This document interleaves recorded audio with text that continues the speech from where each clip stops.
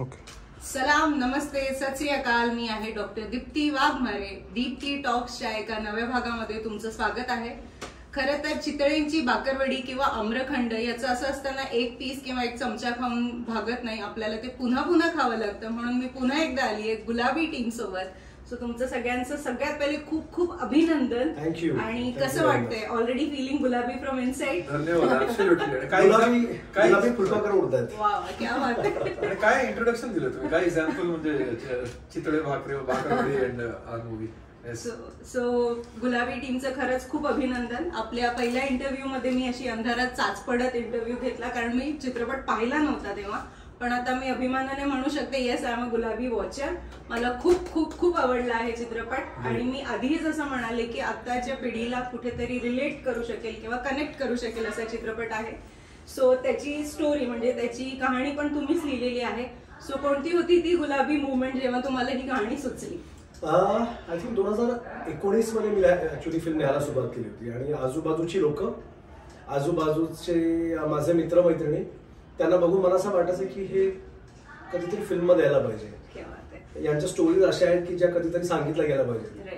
आणि मला कायम असं वाटतं की सिनेमा हे सोसायटीचा एक आरसा असतो अँड वाईस वर्सा, यु नो. सो मला असं वाटलं की वाय नॉट कॉम्प्लिकेटेड, आपण जे ऐकतो कॉम्प्लिकेटेड रिलेशनशिप्स, ते तसंच असायला पाहिजे असं काही नसतं.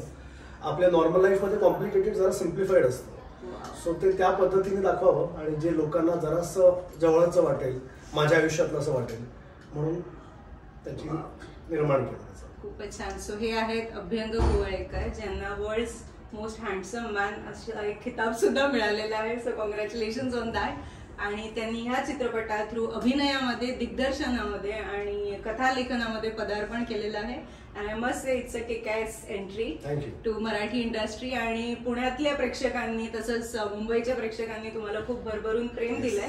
गुलाबीच्या प्रीमियरच्या वेळी मी दुसऱ्या एका चित्रपटाच्या प्रीमियरला आले होते आणि मला एक वेळ वाटले की आता ह्या प्रीमियरला कोणी येणार का नाही, इतकी गर्दी गुलाबीला होती. सो आय मस्ट से खूप खूप खूप आवडलेलं आहे, स्पेशली महिला वर्गाला. आणि आता आपण शानबाग मॅमकडे येऊया. मॅम, का वाटलं या चित्रपटाला सपोर्ट करावा असं? एकतरी खूप अभिमान वाटतो, कारण की इट्स 3 बायकांची स्टोरी. एक सोडून 3 बायका आहेत. ऑल 3 व्हेरी ब्युटिफुल आणि खूप कोऑपरेटिव्ह लेडीज आहेत. सो मला खूप छान वाटलं या फिल्मचं part, that I'm one of the part of the film. So lovely. So I'm very very proud to say की आता ह्या महिला प्रोड्युसरने बॅक केलेला मूवी आहे. It has to be a super hit and blockbuster. Coming back to my favourite character in the film, Nikhil sir. Nikhil sir, तुमचा निखिल सिंग मला खूप आवडला. आणि मी खरं तर डॉक्टर आहे, मला ऑफिसमध्ये काम करायची कधी संधी नाही मिळाली, पण प्रत्येक काम करणाऱ्या सिंगल वुमनला तुमच्यासारखं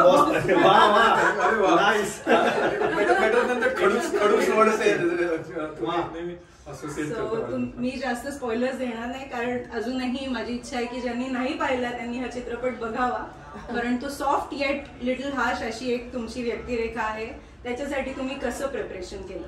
नाही, एकतर अभ्यंगनी जेव्हा स्क्रिप्ट दिलं होतं मला, ते इतकं स्पून फिडिंग ज्याला म्हणतो, इतकं व्यवस्थित लिहिलं होतं त्यांनी एक एक डिटेल, की ऍक्टरसाठी खूप इझी होऊन जातं. जेव्हा हे ट्रान्झिशन पण जे आहे, मी स्पॉयलर्स हे करणार नाहीये, पण इतकं म्हणू शकतो की जो सिरियस ऍस्पेक्ट असतो, लाईट ऍस्पेक्ट असतो, रोमॅन्टिक ऍस्पेक्ट असतो, त्याचे जे ट्रान्झिशन्स आहेत त्यांनी खूपच स्मूथली ऑन द रायटिंग स्टेजच त्यांनी केले होते.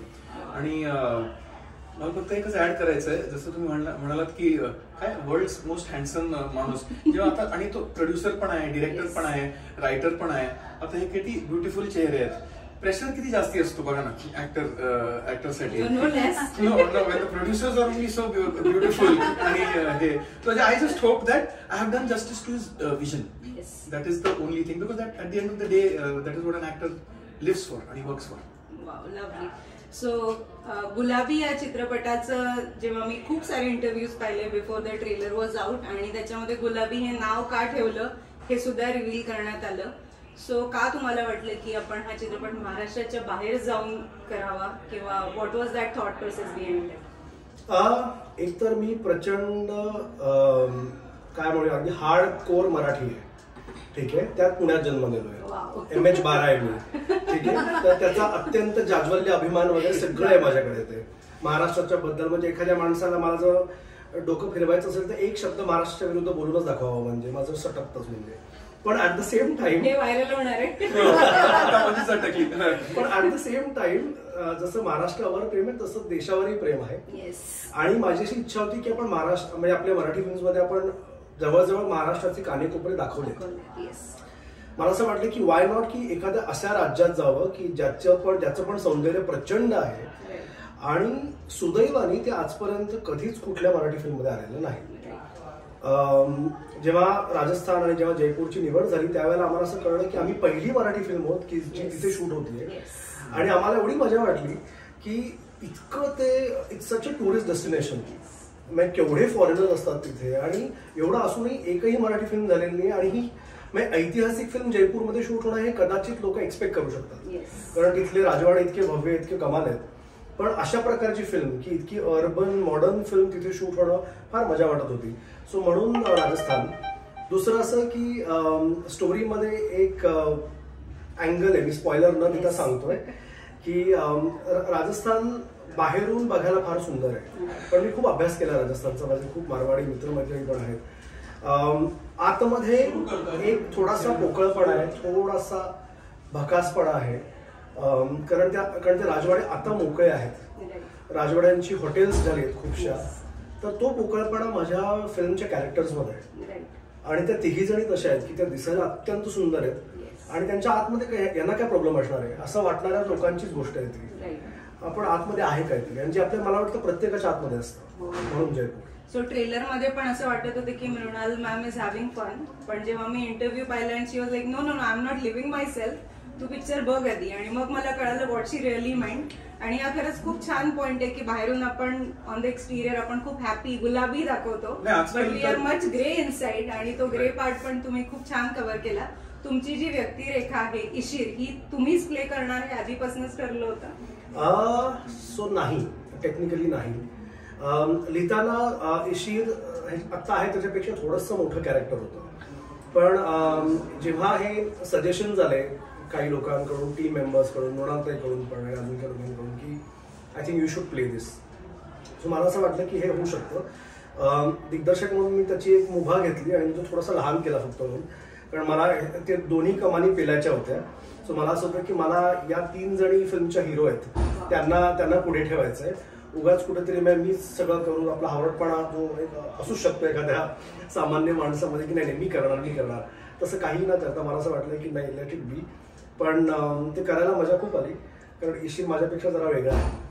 मी नाहीये तसा, अजिबातच नाहीये, त्यामुळे it was fun to play the character. आणि मृणाल मॅम, अश्विनी मॅम आणि श्रुती मराठी यांच्याबरोबर काम करायचं जर तुम्हाला एक्सपिरियन्स खाद्यपदार्थांमध्ये सांगायचा असेल, सो तुम्हाला सगळ्यांना भेटून मला कॉफी सारखी तरतरी आली आहे. सो तुम्ही काय सांगाल अश्विनी मॅम, मृणाल मॅम आणि श्रुती मराठी यांच्यासोबत काम करण्याचा एक्सपिरियन्स खाद्यपदार्थांच्या माध्यमातून ना? सो श्रुती इज पाणीपुरी, ठीक आहे, spicy, sweet, always you can always have it like that. मृणालताई इज दाल बाटी, खूप ऑथेंटिक आणि खूप ट्रेडिशनल आणि अमेझिंग लागतं. आणि I would say Ashwinita is ghevar, बनवायला अवघड, खूप स्वीट आणि राजस्थानी डिशेस आणि टाइमलेस वाईन. सो काही पॉइंट्स मी इथे नमूद करू इच्छिते की मृणाल मॅमचं कॅरेक्टर जे आहे खूप ब्युटिफुली लिहिलेलं आहे.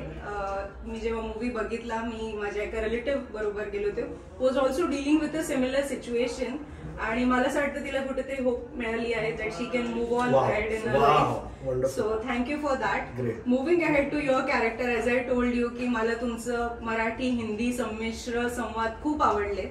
आणि आय होप आम्हाला जसं आता गुलाबी बघायला मिळालं, एका सार स्वीट क्यूट नोटवर तो एंड झाला. गुलाबी 2च्या काही अपेक्षा किंवा आशा आहेत का? हो, माझे ड्रीम्स आहेत, कारण तुम्ही लास्ट मध्ये पण स्पॉइलर देणार नाही, एका देशाचं नाव घेतलेलं आहे त्याच्यात, ठीक आहे. तर मला असं वाटलं की पार्ट 2 ची तयारी करतोयस ना, प्लीज. तर मी त्या रंगाचे कपडे पण म्हणजे विकत घेणार आता. सो कॉंग्रॅच्युलेशन वन्स अगेन, आणि पुन्हा पुन्हा बघावं असं वाटेल. आणि मला असं वाटतं आता हिंदीमध्ये ट्रॅव्हल मूवीज भरपूर झालेत, रादर इंग्लिशमध्ये सुद्धा. सो मराठीमध्ये पण हा एक नवीन ट्रेंड सुरू झालाय, आणि मला असं वाटतं की हा मूवी त्या कॅटेगरीमध्ये डेफिनेटली टॉप करणार आहे. सो हे होते टीम गुलाबी. चित्रपटगृहांमध्ये अजूनही धुमाकूळ घालतोय गुलाबी, बघायला विसरू नका. थँक्यू.